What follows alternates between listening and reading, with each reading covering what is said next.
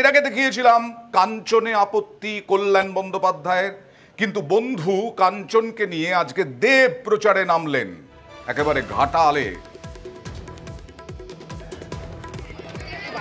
আজকে এই প্রচারে নামলেন সেই কাঞ্চন মল্লিককে নিয়ে। কাঞ্চন মল্লিক যিনি উত্তরপাড়ার বিধায়ক, ঘাটালে কাঞ্চনকে নিয়ে প্রচারে দেব। আর এর আগের দিন কল্যাণ বন্দ্যোপাধ্যায় কি করেছিলেন, শ্রীরামপুরের প্রার্থী গাড়ি থেকে নামিয়ে দিয়েছিলেন, তার কারণ হিসেবে তিনি বলেছিলেন যে মহিলাদের মধ্যে, গ্রামের দিকে মহিলাদের মধ্যে ব্যাড রিয়াকশন হচ্ছে।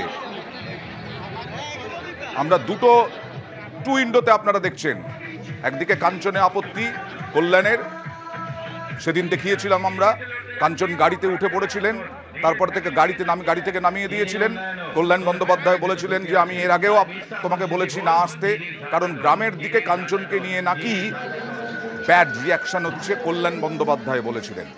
আর আজকে বন্ধু কাঞ্চনকে নিয়ে প্রচারে দেব, তারপরে কাঞ্চন মল্লিক কি বললেন দেখাবো।